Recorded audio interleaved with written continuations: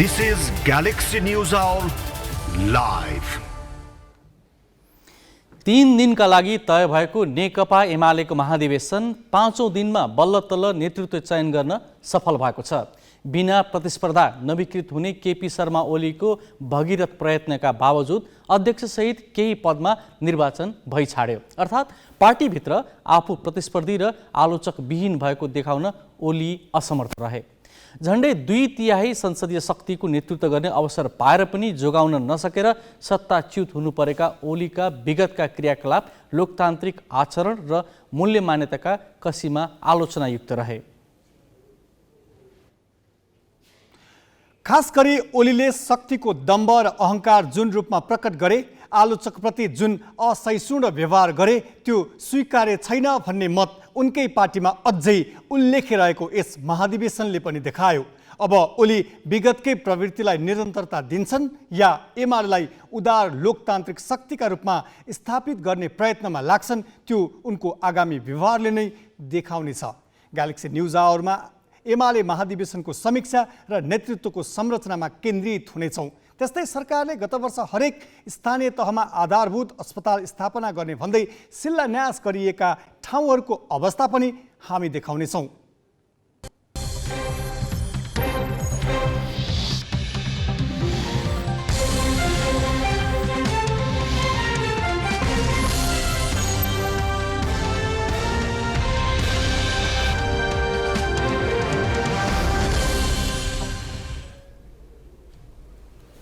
नमस्कार, यो हो ग्यालेक्सी न्युज आवर। सही सूचना र प्रष्ट विश्लेषण सहित उपस्थित भएका छौं।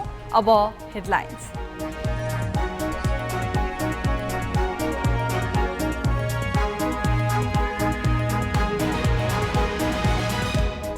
एमाले अध्यक्षमा केपी शर्मा ओली दोस्रो पटक निर्वाचित, विरोधी खेमाको सामना भने गरिरहनु पर्ने।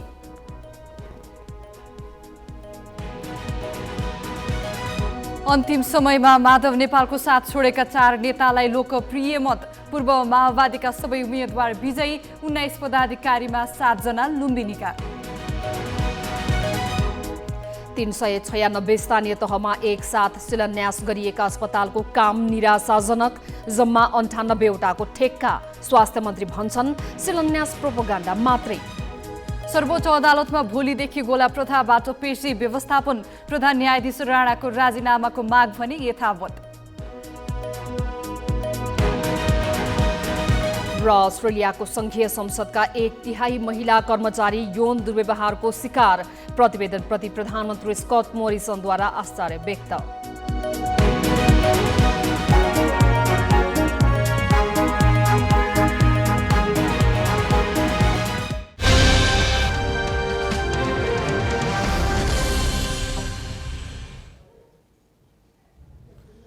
एमालेको 10औं महाधिवेशनले नयाँ नेतृत्व चयन गरे पनि नेता कार्यकर्ता अझै चितवनको सौराहामा छन्। एमालेको महाधिवेशन सम्बन्धी न्युजका लागि हामी अब जाँदैछौँ सौराहा स्थित अस्थायी स्टुडियोतर्फ, जहाँ छन् सहकर्मी गौतम रेग्मी।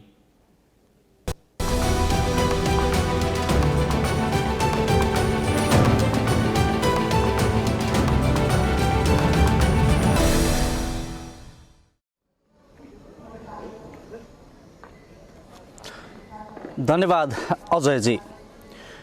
नेकपा एमालेको 10औं महाधिवेशन स्थल चितवनको सौराहाबाट यहाँहरूलाई स्वागत छ। केपी ओली अर्को 5 वर्षका लागि नेकपा एमालेको नेतृत्वमा पुगेका छन्। चितवनमा भएको महाधिवेशन मार्फत ओलीले एमालेको कमान सम्हाल्ने जिम्मेवारी पाएका हुन्। ओलीको जित पहिल्यै सुनिश्चित जस्तै थियो। उनले आफूसहित केन्द्रीय कमिटीका सबै पदमा सर्वसहमतिका लागि निकै प्रयास पनि गरेका थिए। तर भीम रावल, घनश्याम भुसाल लगायतका नेताहरू आन्तरिक प्रतिस्पर्धाको बाटोमा जान चाहेपछि ओली चुनावमा जान बाध्य भएका थिए। सर्वसम्मत केन्द्रीय कमिटी चयन गर्ने प्रयास विफल भएपछि केपी ओली बहुमतबाट निर्वाचित भई एमाले अध्यक्ष बनेका छन्। ओलीले प्रतिस्पर्धी भीम रावललाई फराकिलो मतान्तरले हराए। महाधिवेशनका लागि छनौट भएका प्रतिनिधिको झुकाव हेर्दा ओलीको जित पहिल्यै सुनिश्चित थियो, जसको आधारमा उनले सर्वसम्मत अध्यक्ष बन्ने प्रयत्न पनि गरेका थिए। तर इतर पक्षलाई सम्मानजनक ठाउँ नदिँदा कुरा मिल्न सकेन र चुनाव नै हुने स्थिति बन्यो। ओली फराकिलो मतले विजयी त भएका छन्, तर उनले पार्टीको सर्वस्वीकार्य नेता बन्ने अवसर भने गुमाए। अन्य पदाधिकारीमा पनि ओलीले प्रस्ताव गरेका बाहेकका कोही पनि विजयी हुन सकेनन्। उपाध्यक्षमा घनश्याम भुषाल पराजित भए। अष्टलक्ष्मी साक्य, सुरेन्द्र पाण्डे, सुभाष नेमवाङ, विष्णु पौडेल, युवराज गेवाली, रामबहादुर थापा विजयी भए। सचिवमा ओलीको सूचीमा नपरेका दुवै उम्मेद्वार भीमा आचार्य र टङ्क प्रसाद कार्की पराजित भएका छन्। सचिवमा गोकर्ण विष्ट, योगेश भट्टराई, पद्मा अर्याल, छविलाल विश्वकर्मा, लेखराज भट्ट, टोपबहादुर रायमाझी र रघुवीर महासेठ निर्वाचित भएका छन्। वरिष्ठ उपाध्यक्षमा भने यस अघि नै ईश्वर पोखरेल निर्वाचित भइसकेका थिए। पोखरेल विरुद्ध कसैको पनि उम्मेदवारी नपरेपछि उनी निर्विरोध निर्वाचित भएका हुन्। त्यस्तै महासचिवमा शङ्कर पोखरेल निर्विरोध भएका छन्। उपमहासचिवमा प्रदीप गेवाली, विष्णु रिमाल र पृथ्वी सुब्बा गुरुङ निर्विरोध भएका थिए। एमाले महाधिवेशनको आज अन्तिम र मुख्य दिन। हामी अस्थायी स्टुडियोबाट घोषणा सभा भएको नजिकै आएका छौँ। अहिले घोषणा सभामा अध्यक्ष केपी ओलीले सम्बोधन गरिरहेका छन्। यसैबीच अध्यक्ष ओली केन्द्रीय कमिटीका पदाधिकारी, सदस्य तथा लेखा र अनुशासन आयोगका सदस्यहरूले आजै शपथ पनि लिएका छन्। केपी शर्मा ओली नेपाल कम्युनिस्ट पार्टी एकीकृत मार्क्सवादी लेनिनवादीको केन्द्रीय कमिटीको अध्यक्ष पदको जिम्मेवारी लिइरहेको अवसरमा प्रतिज्ञा गरेको म मार्क्सवाद लेनिनवाद र जनताको बहुदलीय जनवादलाई मार्गदर्शक सिद्धान्तको रूपमा आत्मसात गर्नेछु। म आफ्नो पदको जिम्मेवारी वहन गर्दा नेपाली जनता, राष्ट्र, पार्टी र क्रान्तिको हितमा निरन्तर क्रियाशील र समर्पित रहनेछु। म पार्टीको सिद्धान्त, कार्यक्रम र नीतिलाई दृढताका साथ अनुसरण गर्दै पार्टी विधानलाई इमान्दारिताका साथ पालना गर्नेछु। पदीय जिम्मेवारीमा रहँदा वा नरहँदा पार्टीको गोपनीयता तथा एकता जोगाउँदै स्वच्छ एवं नैतिक आचरणयुक्त जीवन बिताउनेछु। नेपाली क्रान्ति जिन्दाबाद, मार्क्सवाद लेनिनवाद र जनताको बहुदलीय जनवाद जिन्दाबाद, अमर शहीदहरू लाल सलाम, नेकपा एमाले जिन्दाबाद। धन्यवाद।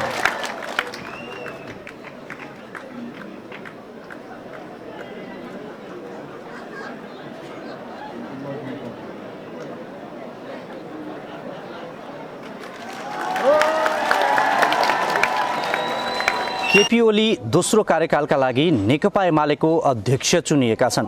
विक्रम सम्वत 2020देखि राजनीतिमा सक्रिय ओलीले 25 सालदेखि पूर्णकालीन राजनीतिक कार्यकर्ताको जीवन थालेका थिए। ओलीले आफ्नो राजनीतिक जीवनका विभिन्न कालखण्डमा 14 वर्ष जेल पनि बस्नु पर्यो। 2047 सालमा नेकपा एमालेको संस्थापक सदस्य चुनिएका ओलीको हालसम्मको राजनीतिक यात्रा कस्तो रह्यो त? हेरौँ यो सामग्री। तेह्रथुमको इवा 2मा 2008 साल फागुन 11मा जन्म। 2020 सालमा झापाको रणमतीमा बसाइ सरेपछि सक्रिय राजनीति सुरु। 2023 सालमा मार्क्सवादी अध्ययन दलमा सङ्गठित। 2025 सालमा पूर्णकालीन राजनीतिक कार्यकर्ताको जीवन सुरुवात। 2026मा नेकपाको सदस्यता प्राप्त। 2027मा पूर्णकालीन नेताका रूपमा आन्दोलन परिचालनका लागि भूमिगत जीवन सुरु। 2028मा झापा आन्दोलन संगठन कमिटीको प्रमुखमा मनोनित। 2030मा झुटा आरोपमा गिरफ्तार, 4 वर्ष गोलघर सहित 14 वर्ष जेल सजाय। 2035मा जेलमै रहँदा गठित नेकपा मालेको संस्थापक नेताको हैसियत प्राप्त। 2044मा जेलबाट रिहा, नेकपा मालेको केन्द्रीय सदस्य मनोनित, लुम्बिनी इन्चार्जको जिम्मेवारी।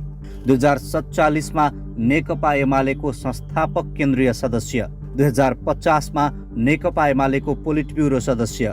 2051मा मनमोहन अधिकारी नेतृत्व सरकारको गृह मन्त्री। 2054मा 6औं महाधिवेशनबाट एमालेको स्थायी कमिटी सदस्य निर्वाचित। 2065मा 8औं महाधिवेशनमा एमाले अध्यक्षको प्रत्याशी झलनाथ खनालसँग पराजित। 2070मा तत्कालीन पार्टी अध्यक्षलाई पराजित गर्दै संसदीय दलको नेता निर्वाचित। 2071मा 9औं महाधिवेशनबाट माधव नेपाललाई पराजित गर्दै अध्यक्षमा निर्वाचित। 2048, 2051, 2056, 2070 र 2074का निर्वाचनमा झापाबाट निर्वाचित। 2072 साउन 30मा पहिलो पटक प्रधानमन्त्री निर्वाचित। 2074 फागुन 3मा दोस्रो पटक प्रधानमन्त्री नियुक्त। 2078 मङ्सिरमा चितवनमा भएको 10औं महाधिवेशनमा पुनः अध्यक्षमा निर्वाचित। नेकपा एमालेको 10औं महाधिवेशनमा केपी शर्मा ओलीले नचाहँदा नचाहँदै केही प्रमुख पदमा चुनाव भयो, तर ओली विरुद्ध उभिएका नेताहरूको हार भएको छ। नतिजा ओलीले चाहे अनुसारै आएको छ। महाधिवेशनको मत परिणामले एमालेमा ओलीको वर्चस्व त कायमै रहने देखाएको छ, तर पार्टीभित्र उनले भीम रावल नेतृत्वको एउटा विरोधी खेमाको सामना गरिरहनु पर्ने देखिएको छ। ओलीको आकांक्षामा रावलको धक्का। केपी शर्मा ओलीले आफ्नो गोजीबाट निकालेको सूची नै बन्द सत्रबाट सर्वसम्मत गराउन चाहेका थिए। बन्द सत्रमा सहभागी धेरैले त्यसमा ताली बजाउन पनि लालायत नै थिए। तर भीम रावल ओली निर्विकल्प होइनन् भनेर उभिए। मत कम आउने निश्चित हुँदाहुँदै उनले मतदान गराउन ओलीलाई बाध्य बनाए। अध्यक्ष पदमा ओलीले 1840 र रावलले 223 मत प्राप्त गरे। रावलले थोरै मत पाए पनि उनले ओलीलाई चुनौती दिनु नै उनको राजनीतिक उपलब्धिका रूपमा धेरैले व्याख्या गरेका छन्। विरोधीको पत्ता साफ। ओलीको विरोधमा औँला उठाएकाहरू थचारिएका छन्। ओलीको समर्थन प्राप्त उम्मेद्वार मात्र चुनिएका छन्।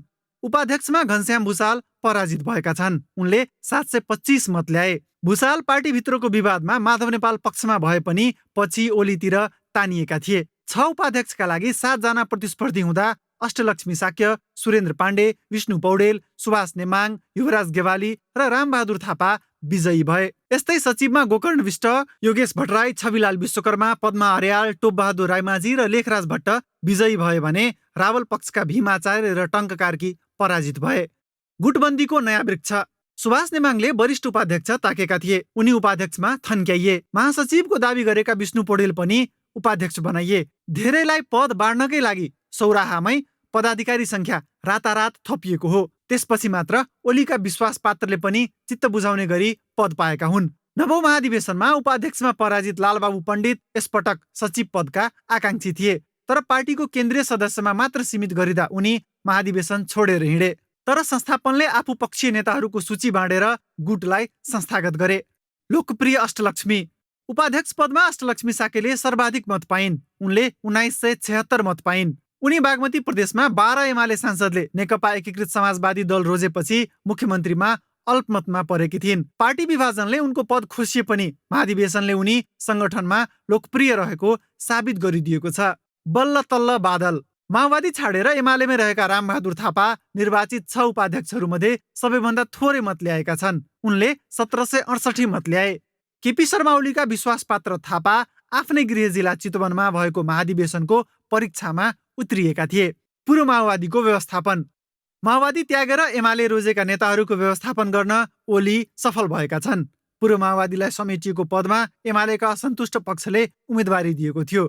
सचिवमा टोपबहादुर रायमाझी र लेखराज भट्ट जिते भने उपाध्यक्षमा रामबहादुर थापा। ओलीलाई पार्टीभित्रै अप्ठ्यारो परेका बखत साथ दिए बापत पूर्व माओवादी समूहले केन्द्रीय सदस्यमा पनि दाबी अनुसारै पाएका छन्। जितेन्द्र झा, ग्यालेक्सी फोके, काठमाडौँ। अनि एमालेको 10औं महाधिवेशन एकताबद्ध भएर अघि बढ्ने अठोट गर्दै सकिएको छ। महाधिवेशन धेरै हदसम्म ओलीमय देखियो। संगठनमा संस्थापकको पकड झनै दह्रो भएको छ, तर यही महाधिवेशनले सँगसँगै पार्टीमा अन्तरसङ्घर्षको पनि थालनी गरेको छ। त्यस्तै इतरका नेताहरूले उठाउँदै आएको पार्टी पद्धति र आन्तरिक लोकतन्त्रको मुद्दालाई पनि संस्थागत गरेको छ।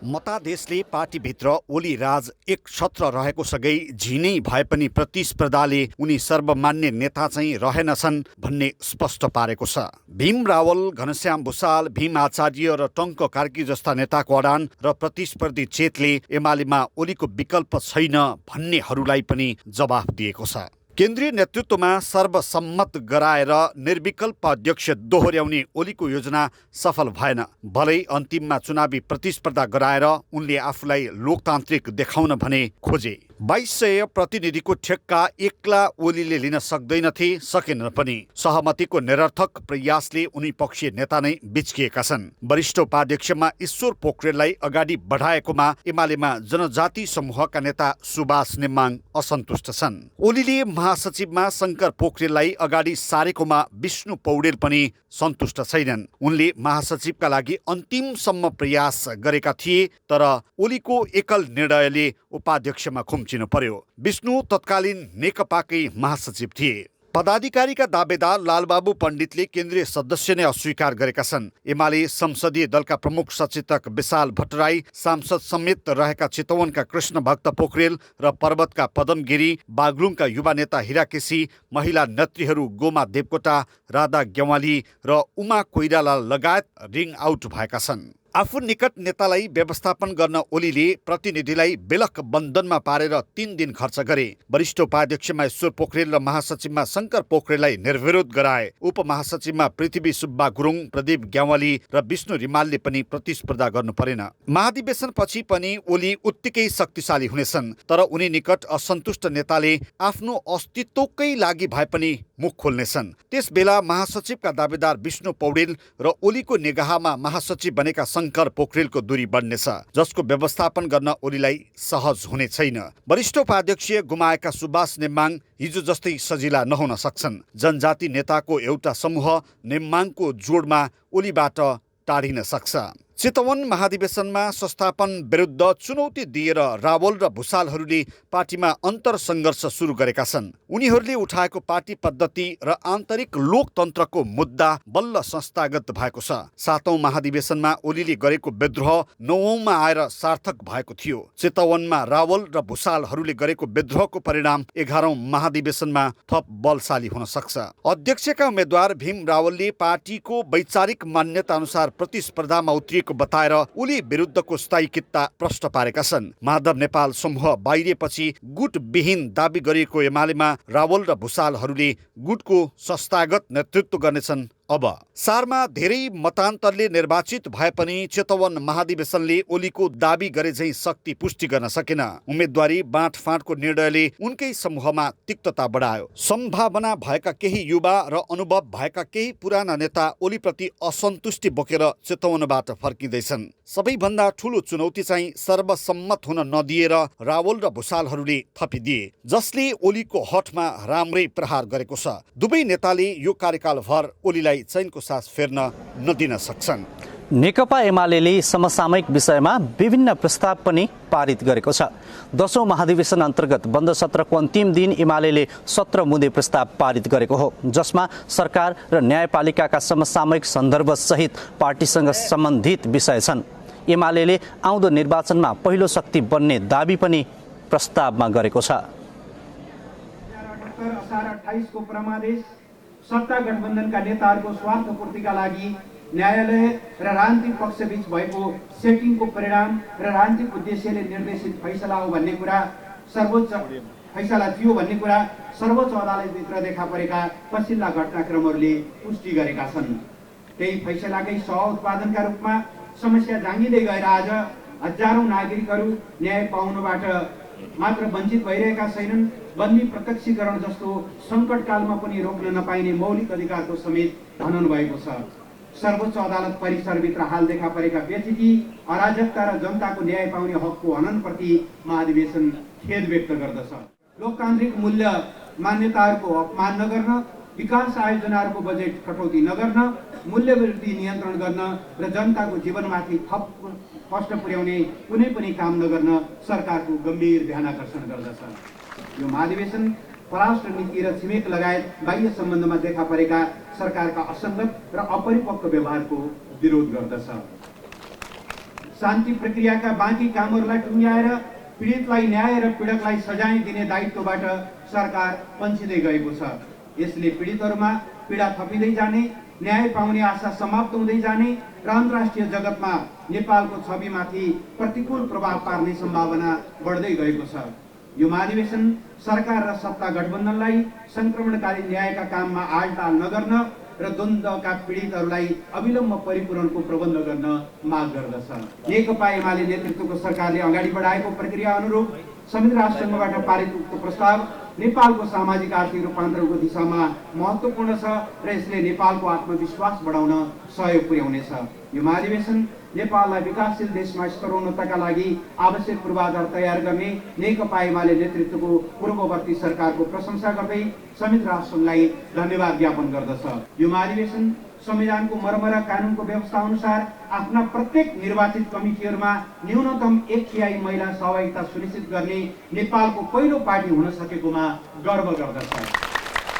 यो महाधिवेशन पार्टीका सबै तहका कमिटीहरूलाई आगामी निर्वाचनको तयारीमा लाग्न, आफ्नो कार्यक्षेत्रहरूमा पार्टीको विजय सुनिश्चित गर्न र यसका लागि आवश्यक सङ्गठनात्मक व्यवस्थापनलाई तत्काल तीव्रता दिन आह्वान गर्दछ। महाधिवेशन मुलुकको सबैभन्दा ठुलो सर्वाधिक लोकप्रिय पार्टी र प्रमुख प्रतिपक्षको नाताले राष्ट्रिय हितको रक्षा र राष्ट्रियतालाई सुदृढ गर्न, संविधानको रक्षा र यसको सही कार्यान्वयन गर्न, संवैधानिक र लोकतान्त्रिक प्रक्रिया पथ विचलित हुन नपाओस् भन्ने सुनिश्चित गर्न र समृद्ध नेपाल सुखी नेपालीको राष्ट्रिय आकांक्षा साकार पार्न आगामी दिनमा अझ बढी प्रभावकारी भूमिका खेल्ने सङ्कल्प गर्दछ। नेकपा एमालेको चितवनमा सम्पन्न 10औं महाधिवेशनको विश्लेषणका लागि अब केही बेर लागौं काठमाडौँ स्थित केन्द्रीय स्टुडियोतर्फ। चितवन महाधिवेशनको सन्देश के हो र निर्वाचन नतिजालाई कसरी लिने, यसबारे कुराकानी गर्न विश्लेषक राम गुरुङ हामीसँग जोडिएका छन्।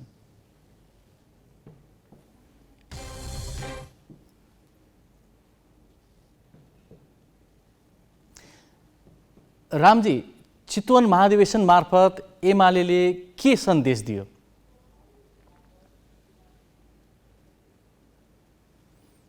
रामजी, हामीलाई सुनिरहनु भएको छ?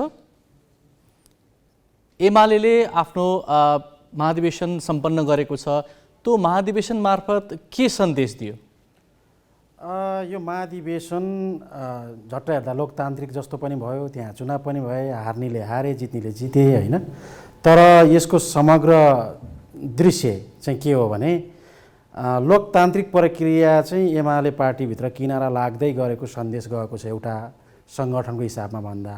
तर अनि यसको राष्ट्रसँग पनि केही जोडिएको छ, महत्त्वपूर्ण कुरा जोडिएको छ भनेको यो निर्वाचन एमालेको 10औं महाधिवेशनमा पदाधिकारी र सदस्यका लागि जुन निर्वाचन भयो त्यसले कतै भोलि हाम्रो लोकतान्त्रिक प्रक्रिया लोकतन्त्रले अवलम्बन गर्ने विभिन्न विधिहरू छन् त्यसलाई पनि प्रभाव पार्ने त होइन भन्ने एउटा संशय पैदा गर्यो भनेर चाहिँ मैले बुझेको छु। यसलाई चाहिँ यो महाधिवेशनबाट ओली थप बलिया भए कि आफ्नो प्रभाव गुमाएका छन् उनले?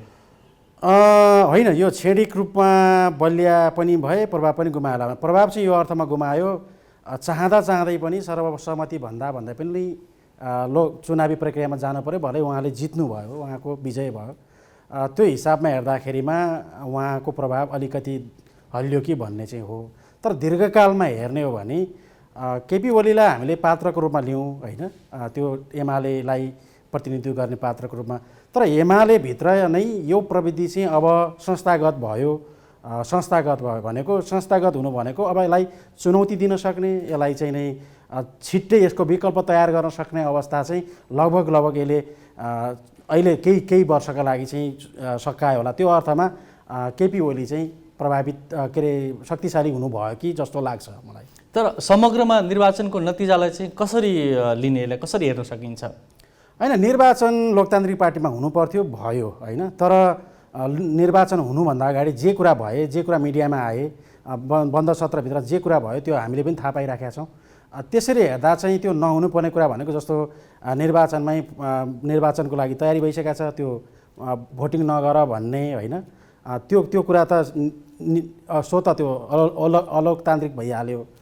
त्यो सँगसँगै निर्वाचनले अर्को कुरा के देखाइदियो भने एमालेको सङ्गठनभित्र प्रतिस्पर्धालाई स्वीकार्दैन भन्ने मेसेज आयो यसले होइन। प्रतिस्पर्धालाई स्वीकार्दैन भन्ने मेसेज, त्यसको अर्थ अब सङ्गठन चाहिँ क्रमशः प्रतिस्पर्धा र लोकतन्त्रलाई नकार्दै अर्को बाटोतिर लाग्यो कि भनेर यसमा कमसेकम सचेत लोकतन्त्रप्रति विश्वास राख्ने मान्छेहरू, लोकतन्त्रप्रति प्रतिबद्ध जनसमुदायहरूले यो कुरालाई चाहिँ बुझ्नुपर्छ भन्ने सन्देश दियो भनेर मैले चाहिँ यसलाई चाहिँ बुझेको छु। रामजी, प्रतिस्पर्धाकै कुरा गर्दाखेरि ओलीलाई फरक धारबाट चुनौती दिइरहेका भीम रावल र घनश्याम भुषालको अब राजनीतिक भविष्य के होला उहाँहरूको? होइन, राजनीतिमा यो हारजित हुन्छ होइन, नहुने होइन। तथापि घनश्याम भुषाल र भीम रावल जस्ता नेताहरू एमालेभित्र हुनुहुन्छ, भोलि पनि हुनुहोला। तर सङ्गठनभित्र चाहिँ उहाँहरूको अबको प्रभाव निश्चय नै खुम्चियो भनेको बाहिर पुगिया छ सङ्गठनभित्र। तथापि राजनीतिक हिसाबमा उहाँहरूको महत्त्व घटेको छैन भनेर चाहिँ मैले पनि बुझेको छु, सायद अरूले पनि बुझ्नु भएको छ होला। भनेको घनश्याम भुषाल र भीम रावलको जुन उपस्थिति हुनुपर्ने हो राजनीतिक वृत्तमा त्यसले योले अझै बढाएको छ भनेको कमसेकम नेकपा एमालेलाई लोकतान्त्रिक पद्धतिमा लानलाई उहाँहरूले गर्नुभएको सङ्घर्ष, सङ्गठनभित्र गर्नुभएको सङ्घर्ष, 10औं महाधिवेशन मार्फत उहाँले देखाउनु भएको लोकतन्त्रप्रतिको प्रतिबद्धता त्यो चाहिँ प्रशंसनीय हो जस्तो लाग्छ। यो हिसाबमा भन्दा उहाँहरूको अहिले तत्काललाई हेर्दा त केही घाटा देखिन्छ, तर दीर्घकालमा उहाँहरूले यही रूपलाई लोकतन्त्र पद्धतिलाई नै अवलम्बन गर्न सक्नुभयो भने चाहिँ मैले केही हिसाबमा हेर्दा उहाँको राजनीतिक भविष्य यसले अझै निखार्छ कि जस्तो चाहिँ देख्छु मैले। धन्यवाद रामजी। हस्, धन्यवाद। उनी थिए विश्लेषक राम गुरुङ। नेकपा एमालेका अध्यक्ष केपी शर्मा ओलीले शपथ ग्रहण गरे लगतै पार्टीमा अनुशासन उल्लङ्घन गर्ने जो कोहीमाथि पनि कारबाही हुने चेतावनी दिएका छन्। 10औं महाधिवेशनबाट एमाले अध्यक्षका रूपमा निर्वाचित भए लगत्तै उनले बन्द सत्रमा अनुशासित रहन नेता कार्यकर्तालाई निर्देशन दिएका हुन्। शासन कायम गर्ने कुराका लागि दृढताका साथ कदम चाल्नुपर्दछ। जोसुकै होस्, विधान बमोजिम जोसुकै भए पनि अनुशासन उल्लङ्घनका कुराहरू मान्य हुन सक्दैन, सह्य हुन सक्दैन। त्यसकारण अनुशासन बिनाको पार्टी बजार मात्रै हुन्छ, पार्टी हुँदैन। त्यसकारण अनुशासनमा राख्न अनुशासन आयोगले दृढताका साथ ध्यान दियोस्, आफूलाई प्रभावकारी ढङ्गले कार्यान्वयनमा उतारोस् भन्ने म आग्रह गर्न चाहन्छु। एमाले महाधिवेशनका प्रसङ्गहरूबारे थप जानकारी दिन एकछिन फेरि हामी चितवन स्थित हाम्रो स्टुडियोमा जान्छौँ, जहाँ हाम्रा सहकर्मी गौतम रेग्मी तयार बसेका छन्। 2 दिन ढिला गरी आज सकिएको छ। यो महाधिवेशन मुख्यतः केन्द्रीय नेतृत्व चयनमै केन्द्रित थियो। नेतृत्व चयन प्रक्रियामा के कस्ता विधि पद्धति अपनाइयो, नवगठित केन्द्रीय कमिटी विगतका तुलनामा के कसरी समावेशी हुन सक्यो वा सकेन, यो चितवन महाधिवेशनले कस्तो सन्देश प्रवाह गर्यो, नयाँ केन्द्रीय कमिटीका आगामी कार्यदिशा र चुनौती के कस्ता हुन सक्छन्, यिनै विषयमा ग्यालेक्सी टेलिभिजनका सम्पादक प्रमोद नेउपाने र संवाददाता अक्षर काकाबाट हामी जानकारी लिन्छौँ, जो नेकपा एमालेको 10औं महाधिवेशनको रिपोर्टिङका लागि सुरुदेखि नै यही चितवनमा हुनुहुन्छ।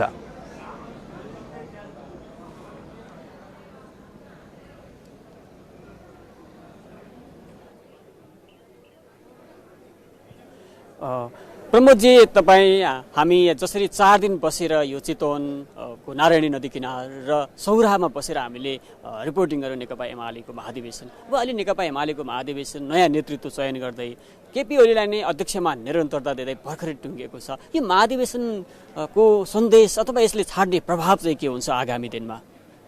अक्षरजी, मूलत यो महाधिवेशनले वैधानिकता दियो केपी ओलीको नेतृत्वलाई। त्यो पूर्व अपेक्षित थियो र आम मान्छेले पनि नेकपा एमालेको नेतृत्वमा पुनः केपी ओली दोहोरिन्छन् भन्ने नै अपेक्षा गरेका थिए र त्यसको आवाज यहाँ अलिक बढी रूपमा उठ्यो। यद्यपि केपी ओलीले आफूलाई निर्विकल्प अध्यक्षका रूपमा जसरी दाबी गरेका थिए, त्यसलाई भीम रावलले गतिलोसँग टक्कर दिएर एमालेमा निर्विकल्प नेता कोही पनि छैन भनेर एउटा विधि र पद्धति स्थापित गर्न भीम रावलले जति प्रयत्न गरे, त्यसले केपी ओलीको एक अर्थमा अलि कडै टिप्पणी गरेर भन्दाखेरि उनको इगोमा अलिकति प्रहार गरेको हुन सक्छ। भीम रावल र घनश्याम भुसालहरूले जसरी केपी ओली दिने र अरू पद थाप्ने अवस्थामा थिए, ती 2 पात्र अथवा अरू केही पात्रहरूले होइन, विधि र पद्धति अनुसार हामी पनि लोकतान्त्रिक प्रतिस्पर्धा गर्न पाउनुपर्छ भनेर जसरी अडान लिए, यो अडान तत्कालका लागि सानो होला, झिनो देखिएला, तर एउटा लोकतान्त्रिक दल भनिनेहरूका लागि चाहिँ यो अडानले दूरगामी एमालेको दूरगामी प्रभाव पार्न सक्छ। अझ यसलाई चाहिँ यसरी साँगुर्याउँ, केपी ओलीको जुन एउटा अलिकति पार्टीमा केन्द्रीकृत मनोवृत्ति थियो अथवा आफै सर्वोपरि हो, म नेतृत्वमा मेरा कोही विकल्प छैनन् अथवा मेरो छेउमा कोही पर्न सक्दैनन् भन्ने एक खालको चिन्तन थियो, त्यसलाई चाहिँ ठेस पुर्याइदियो महाधिवेशनले। पक्कै पनि यसले, तर पनि अब प्रचण्ड बहुमत साथ केपी ओली अध्यक्षमा फेरि दोहोरिएका छन्। यसले चाहिँ निर्विकल्प त होइन, तर पनि केपी ओलीको शक्तिको अनुमोदन चाहिँ गरेको छ, अब केपी ओलीले पराजित हुने एउटा समूह, यद्यपि त्यो सानो छ, त्यो समूहलाई कसरी व्यवस्थापन गरेर लैजान्छन् भन्ने कुराले एमालेको आगामी यात्रालाई निर्देशित गर्छ। र आज शपथ ग्रहण लगत्तै बन्द सत्रलाई सम्बोधन गर्दै अध्यक्ष ओलीले सबै पक्षलाई, सबै विचारलाई, सबैको भावनालाई समेटेर अगाडि लाने भनेर वचनबद्धता व्यक्त गरेका छन्। यद्यपि यस्तो वचन केपी ओलीका तर्फबाट व्यक्त गरेको यो पहिलोचोटि होइन, तर पनि आशा गरौँ मूल नेतृत्वले झिना मसिना तिक्तताहरू बिर्सेर एमालेलाई एउटा मूल प्रवाहका रूपमा लाने जुन परिकल्पना आज व्यक्त गर्नुभएको छ केपी ओलीले, त्यसलाई साकार गर्न सक्छ। तर आजको मत परिणामसँगै एमाले गुटविहीन थियो, रहेन, विचारसम्म यहाँ थिएन, माधव नेपालहरूको बहिर्गमनपछि भन्ने थियो। तर अब केपी ओली विरुद्ध निर्वाचनमा पराजित एउटा समूहले अब खोचे थाप्ने प्रयत्न चाहिँ 5 वर्षभरिका लागि गरिरहनेछ, स्पष्ट सन्देश आजको यो परिणामले पनि दिएको छ। प्रमोदजी, जसरी 8औं महाधिवेशनमा उपाध्यक्षमा भीम रावल पराजित हुनुभएको थियो, त्यस पछाडि उहाँले केन्द्रीय कमिटीको सदस्यमा शपथ नखाइकन फेरि पछि अब उहाँले केसँग शपथ साट्नुभयो त्यो फेरि त्यतातिर चर्चा नगरौँ। तर अहिले आज पनि उहाँले जुन एक खालको पराजित भइसके पछाडि पनि पार्टीभित्र अब त्यो निर्वाचितलाई नस्वीकार्ने जस्तो अलिकति मञ्चमा एक खालको त्यो पनि देखियो। मैले यो किन जोडेको भने अब आगामी दिनमा भीम रावल र घनश्याम भुसालहरूको पार्टीभित्रको स्ट्रेन्थ चाहिँ कस्तो होला, के अनुमान गर्छौँ हामी? अब अहिलेकै मत परिणामलाई हेर्ने हो भने उहाँहरू झिनो मतमा हुनुहुन्छ। यद्यपि विचार चाहिँ कहिले मतमा प्रकट नहुन पनि सक्छ। यहाँ त अब दाबी गरे अनुसार तल्लैबाट एकलौटी रूपमा प्रतिनिधिहरू ल्याइयो भन्ने उहाँहरूको सुरुदेखिकै एउटा असहमति पनि थियो। त्यसलाई आजको मत परिणामले कुनै हदसम्म पुष्टि पनि गरेको छ। तर पनि उहाँहरूले आफ्नो विचारलाई कसरी, विचार विधि पद्धतिको जुन रटान उहाँहरूले पनि लगाइरहनु भएको छ, त्यसलाई संस्थागत रूपमा पार्टीका फोरमहरूमा कसरी लैजानुहुन्छ, आफू पनि इगो राखेर लैजानुहुन्छ कि विधि पद्धति अन्तर्गत रहेर लैजानुहुन्छ भन्ने कुराले उहाँहरूको सहित एमालेको आगामी यात्रालाई चाहिँ निर्देश गर्ने देख्छु म। हस्, धन्यवाद। धन्यवाद काका। अनि हामी यत्रो दिन यहाँ बस्यौँ, तपाईँले पनि के अन्तिममा के रूपमा यसलाई संक्षिप्तमा टिप्पणी गरिदिनुहोस्, कस्तो रह्यो यो यात्रा? रिपोर्टिङको दौडधुप, सूचना पाउनलाई झुत्ती खेल्न पर्ने यो परिस्थिति कस्तो रह्यो? यो नेकपा एमालेमा चाहिँ अलिकति केपी ओलीलाई केन्द्रमा राखेर हेर्ने, केपी ओलीका विरुद्ध, केपी ओलीका एगेन्स्टमा जानै नहुने एक खालको त्यो प्रवृत्ति, त्यो पात्रगत चिन्तन चाहिँ यहाँ अलिकति यो महाधिवेशनमा पनि देखियो। यसलाई आगामी दिनमा नेकपा एमाले सच्याएर गयो भने पक्कै पनि उसको दशा र दिशा सही ढङ्गले चाहिँ निर्क्योल होला, हामी यही अनुमान गर्न सक्छौँ। हस्, आगामी नेतृत्व एउटा लोकतान्त्रिक दलमा लोकतान्त्रिक विधिबाट नेतृत्व आएको छ, यो नेपालको लोकतान्त्रिक प्रणालीका लागि पनि शुभ सङ्केत चाहिँ पक्कै हो। हस्, धन्यवाद। धन्यवाद।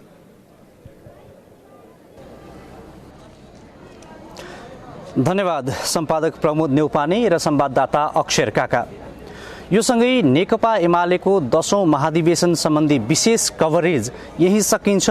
म लगायत प्रत्यक्ष प्रसारण र यो विशेष कभरेजका लागि जुटेको सम्पूर्ण टिम चितवनको सौराहाबाट बिदा माग्छौँ। अब थप न्युजका लागि लाग्छौँ केन्द्रीय स्टुडियो काठमाडौँतर्फ।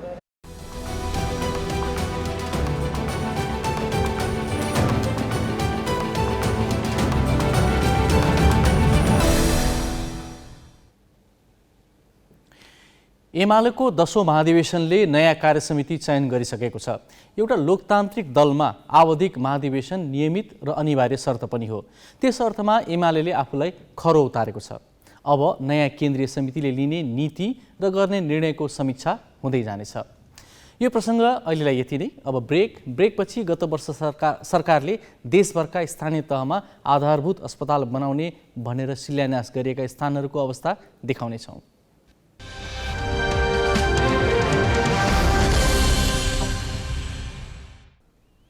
अब केही न्युज संक्षेपमा। कर्णाली प्रदेशका मुख्यमन्त्री जीवनबहादुर शाहीले विश्वासको मतका लागि प्रदेश सभामा प्रस्ताव पेश गरेका छन्। आज बसेको प्रदेश सभाको बैठकमा मुख्यमन्त्री शाहीले प्रस्ताव पेश गरेका हुन्। शाहीले प्रस्ताव पेश गरे पनि प्रमुख प्रतिपक्ष नेकपा एमालेका सांसदहरूको अनुपस्थितिका कारण उनको प्रस्तावमाथि मत विभाजन पनि हुन सकेन। प्रदेश सभाको बैठक भोलि दिउँसो 1 बजेसम्मका लागि स्थगित भएको छ। मुख्यमन्त्री नियुक्त भएको 30 दिनभित्र विश्वासको मत लिनुपर्ने संवैधानिक व्यवस्था छ। शाही गत कार्तिक 16 गते मुख्यमन्त्रीमा नियुक्त भएका थिए। भोलि 29औं दिनमा उनले विश्वासको मत लिनेछन्। सरकारले प्रहरी नियमावली संशोधन गरेको छ। मन्त्री परिषद बैठकले प्रहरी नियमावलीको 9औं संशोधन गरेको हो। सरकारका प्रवक्ता ज्ञानेन्द्र बहादुर कार्कीले आज पत्रकार सम्मेलन गरी प्रहरी नियमावली संशोधन गरेको जानकारी दिएका हुन्। नियमावलीको कुन व्यवस्था संशोधन गरिएको भन्नेबारे उनले प्रश्न पारेनन्। मन्त्री परिषदले चलचित्र निर्माण, प्रदर्शन तथा वितरण नियमावलीको 7औं र रेडियो सञ्चार लाइसेन्स नियमावलीको 5औं संशोधन गरेको छ। सरकारले कोभिडको नयाँ भेरिएन्ट ओमिक्रोन देखिएका मुलुकबाट आउने यात्रुको व्यवस्थापन सम्बन्धमा यात्रा आदेश जारी गर्ने निर्णय गरेको छ। नेपाली कांग्रेसका सभापति शेरबहादुर देउवाले पार्टी प्रवक्ता विश्वप्रकाश शर्मालाई महामन्त्री पदका लागि हतार नगर्न आग्रह गरेका छन्। कांग्रेस सभापति देउवाले आज काठमाडौँमा आयोजित कार्यक्रममा शर्माकै सामुन्ने महामन्त्री पदका लागि नहतारिन भनेका हुन्। कार्यक्रममा शर्माले 1 पटकभन्दा बढी राष्ट्रपति, 2 पटकभन्दा बढी प्रधानमन्त्री, 3 पटकभन्दा बढी मन्त्री र 4 पटकभन्दा बढी सांसद बन्न नपाउने प्रस्तावसहित आफू महामन्त्रीमा उम्मेदवारी दिने तयारीमा रहेको बताएका थिए। जवाफमा देउवाले उपदेश दिन सजिलो भए पनि काम गरेर देखाउन गाह्रो हुने बताए। देउवाले निर्णय गर्न ढिलासुस्ती गर्ने गरेको आरोप लगाएका सहमहामन्त्री प्रकाश शरण महतलाई पनि जवाफ फर्काए। नेपाली कांग्रेस डडेलधुराका असन्तुष्ट नेता तथा कार्यकर्ताले अनसन स्थगित गरेका छन्। माग सम्बोधनका लागि पहल गर्ने पार्टी उपसभापति विमलेन्द्र निधिको आश्वासनपछि उनीहरूले 14औं दिनमा अनसन स्थगित गरेका हुन्। उनीहरू पार्टी सभापति शेरबहादुर देउवाले एकलौटी रूपमा क्रियाशील सदस्यता थपेको आरोप लगाई जिल्लामा ओडा तहदेखि नै अधिवेशन बदर गर्नुपर्ने मागसहित मङ्सिर 1 देखि पार्टी कार्यालय सानेपामा अनसन बसेका थिए। निधिले सदस्यता छानबिनको मागलाई बेवास्ता गरी जिल्लामा अधिवेशन गर्नु विडम्बनापूर्ण भएको भन्दै यस विषयमा देउवाले चासो नदिए महाधिवेशनमै आवाज उठाउने आश्वासन दिएका छन्।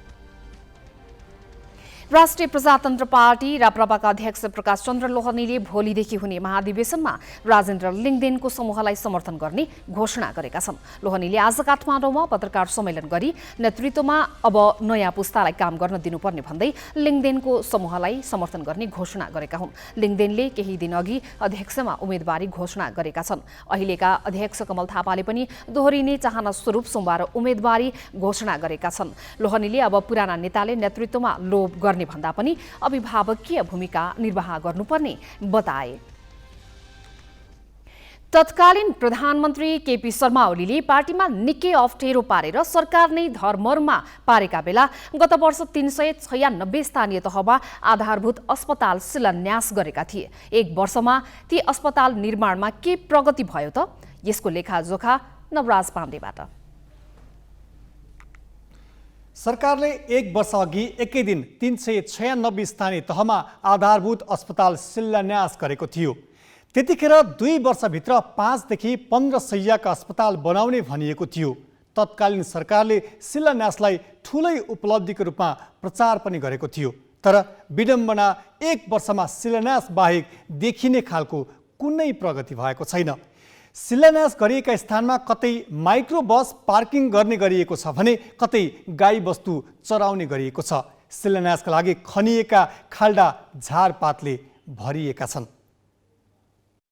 396 स्थानीय तहमा एकै दिन अस्पताल शिलान्यास गर्ने निर्णय अनुरूप तत्कालीन स्वास्थ्य राज्यमन्त्री नवराज राउत सुर्खेतका विभिन्न स्थानीय तहमा पुगे। उनले वीरेन्द्रनगर नगरपालिकाको लाठी कोइलीका साथै बराहताल 5 कुनाथरी पुगेर शिलान्यास मात्र गरेनन्, अस्पताल निर्माणका लागि सरकारले बजेट अभाव हुन दिँदैन भनेका थिए।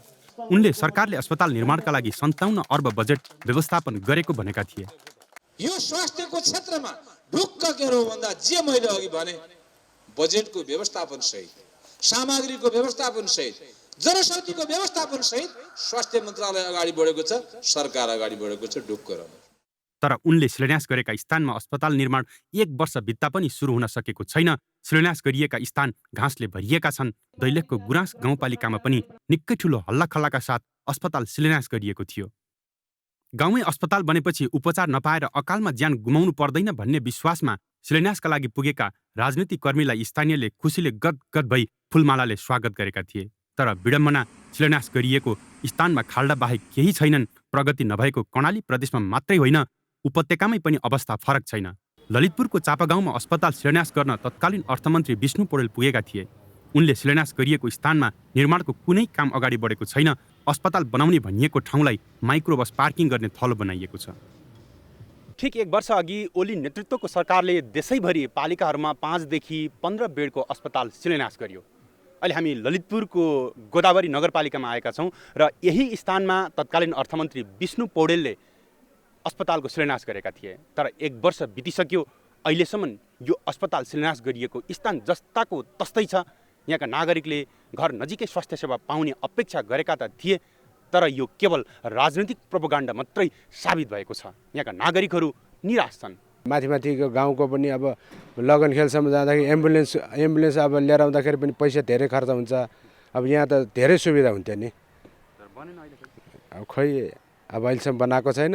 अब बनाउने भन्ने चाहिँ अब सुने हो, हामीले पनि अहिलेसम्म केही गरेका छैन। पहिला चाहिँ शिलान्यास हुँदाखेरि हाम्रो धेरै खुसी लागेको थियो। अब केन्द्रीय कार्यालय नगरपालिका यही स्थापना भएको छ, यहाँ हरेक सुविस्ता हुन्छ भन्ने चाहिँ हामीले लागेको थियो। अब यस्तै हो, अब खै अब नेपालको कानुन दैव जानु भने जस्तै है, अब गर्ने अब यस्तो चाहिँ गरेर हो कि जस्तै एकचोटि हौसला दिएर अगाडि बढाउने, पछि चाहिँ नबनाउने, यसै बिचमा ल्याएर छोड्ने। तत्कालीन प्रधानमन्त्री केपी ओलीले अस्पताल शिलान्यासलाई स्वास्थ्य क्षेत्रको अभूतपूर्ण काम भनेका थिए। तर विडम्बना, उनकै गृह जिल्ला झापामा अस्पताल बनाउने भनिएको स्थान गाईबस्तु चराउने थलोको रूपमा प्रयोग भइरहेको छ। बुद्ध शान्ति गाउँपालिकामा शिलान्यास गरिएको स्थल घाँसले भरिएको छ। यी केही प्रतिनिधि उदाहरण हुन्। शिलान्यास गरिएका 396 मध्ये जम्मा 98 अस्पतालका लागि ठेक्का सम्झौता भएको छ। 1 वर्षको उपलब्धि यही हो। त्यसो त अस्पताल निर्माणका लागि अहिलेसम्म 75 स्थानीय तहमा मात्र बजेट निकासा गरिएको छ। अस्पताल निर्माण प्रक्रिया कहाँ पुगेको छ भन्नेबारे 158 स्थानीय तहबाट स्वास्थ्य मन्त्रालयले नै जानकारी पाउन सकेको छैन, जबकि अस्पताल निर्माणका लागि बजेट पठाउने निकाय यही हो। अहिलेसम्म 152 वटाको चाहिँ सम्झौता भइसकेको रिपोर्ट हामीलाई प्राप्त भएको छ।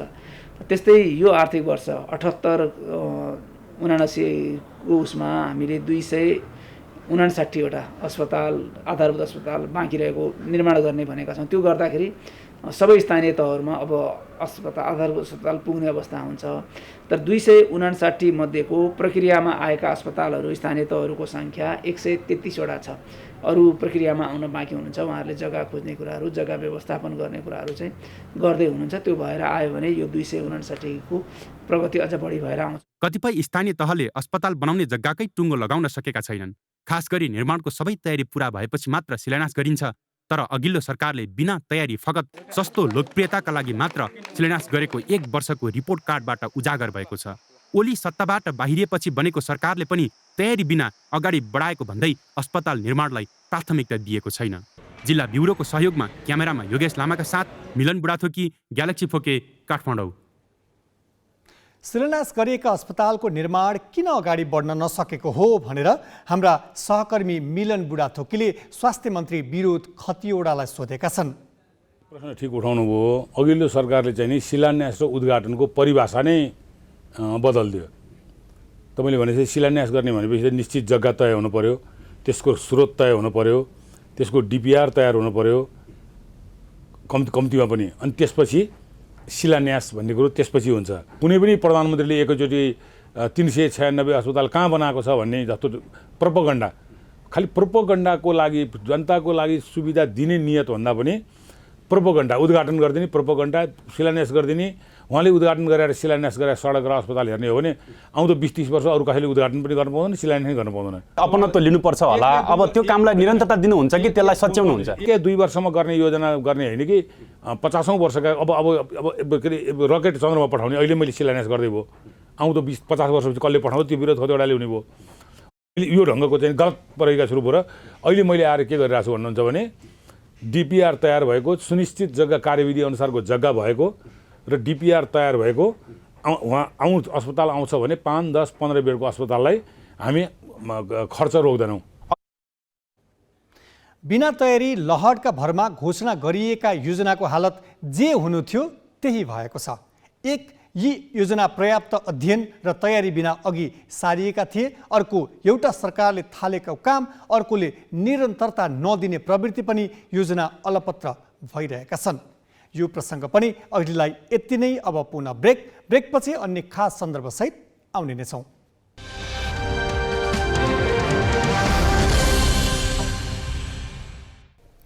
अब केही न्युज संक्षेपमा। राष्ट्रिय खेलकुद परिषदका नवनियुक्त सदस्य सचिव टङ्कलाल घिसिङले ओलम्पिकको लक्ष्य राखेर राखेपको कार्य अगाडि बढाउने बताएका छन्। मङ्गलबार पदभार ग्रहण गर्दै घिसिङले ओलम्पिक खेललाई पहिलो प्राथमिकतामा राख्दै अगाडि बढाउने बताए। दोस्रोमा एसियन र तेस्रोमा दक्षिण एसियाली खेलकुद आफ्नो प्राथमिकतामा रहेको घिसिङको भनाइ छ।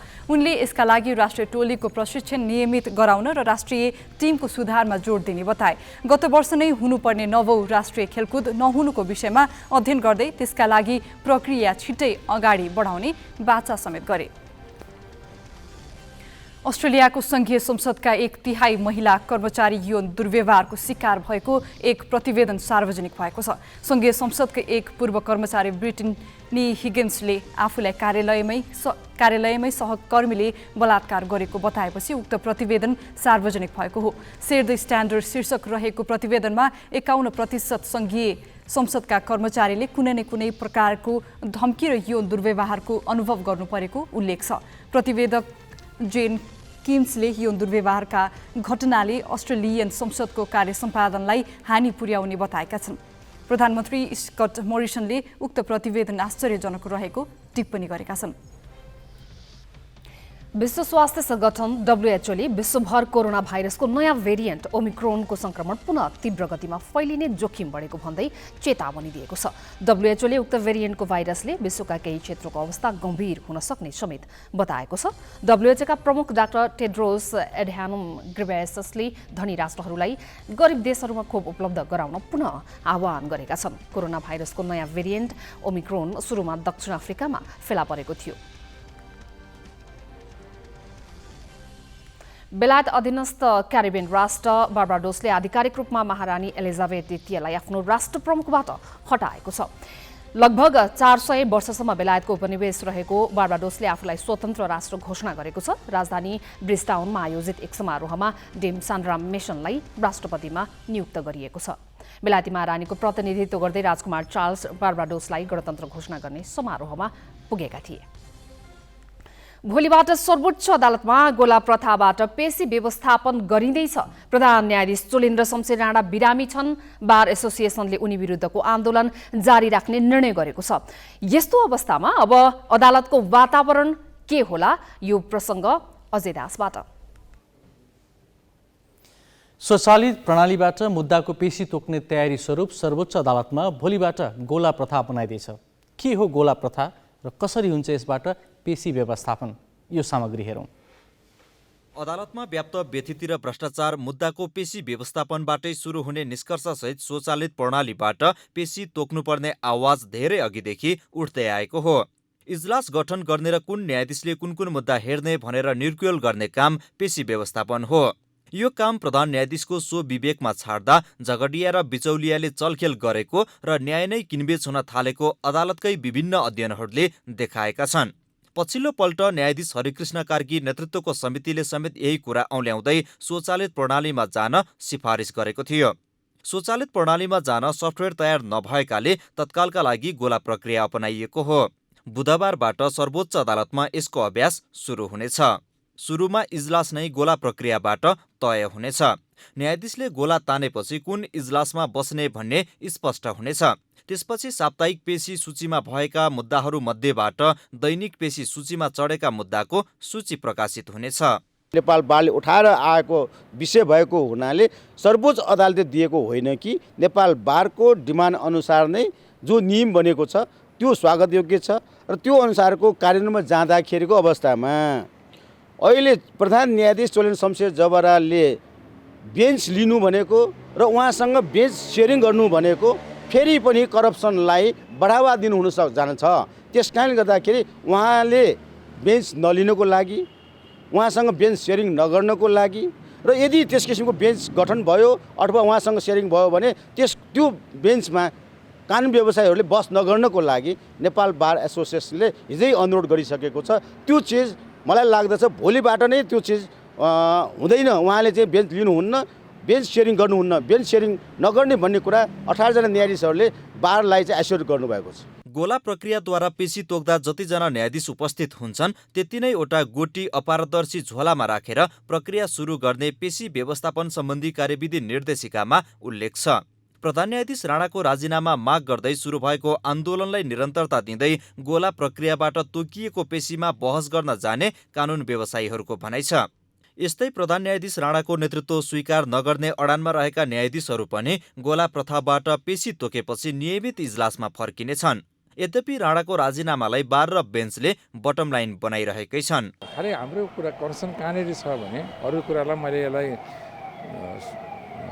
बडो सकारात्मक रूपमा स्वागत गर्न चाहन्छु। गोला प्रथा भोलिदेखि लागू हुँदैछ, तर अब भोलि अहिले आजमा सुन्नमा आएअनुसार प्रधान न्यायाधीशज्यू बिरामी बस्नुभएको छ। बिरामीको कारणले सायद अब बिरामी बिदा लिनुहुन्छ भन्ने मैले अपेक्षा गरिरहेको छु। अब किनभने अब बिरामी बिदा लिइसकेको भन्ने कुरा चाहिँ औपचारिक जानकारी आइसकेको छैन, तर सामान्यतया बिरामी भइसकेपछि बिरामी बिदा लिनुहुन्छ होला भन्ने अनुमान छ। कदाचित बिरामी बिदा नलिएको भए पनि अथवा बिरामी नभएको भए पनि उहाँले हाम्रो बारको माग चाहिँ के हो त भन्दा उहाँले राजीनामा दिनुपर्छ भन्ने खालको नेपाल बार एसोसिएसनको अडान हो। प्रधान न्यायाधीश राणा बिरामी भएकाले नियमित कार्यालय गइरहेका छैनन्, तर अबको उनको निर्णय के हुन्छ भन्ने आधारमा नै अदालतको वातावरण के हुन्छ भन्ने निर्धारण हुनेछ। क्यामेरामा विष्णु थापाका साथ बासु खड्का, ग्यालेक्सी फोके, काठमाडौँ। हामी ग्यालेक्सी न्युज आवरको अन्तिममा छौँ। जाँदा जाँदै हेडलाइन्स।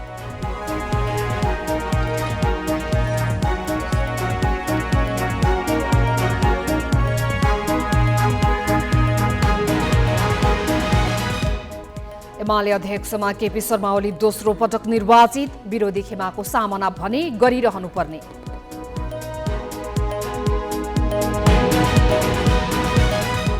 अन्तिम समयमा माधव नेपालको साथ छोडेका 4 नेतालाई लोकप्रिय मत। पूर्व माओवादीका सबै उम्मेद्वार विजयी, 19 पदाधिकारीमा 7 जना लुम्बिनीका। 396 स्थानीय तहमा एकसाथ शिलान्यास गरिएका अस्पतालको काम निराशाजनक, जम्मा 98 वटाको ठेक्का। स्वास्थ्य मन्त्री भन्छन् शिलान्यास प्रोपोगन्डा मात्रै।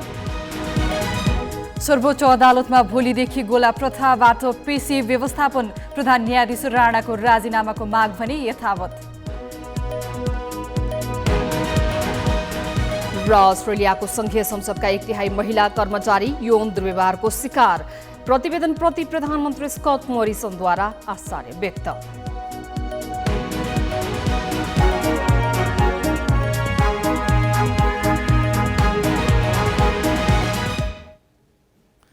आजलाई ग्यालेक्सी न्युज आवर सकियो। नमस्ते।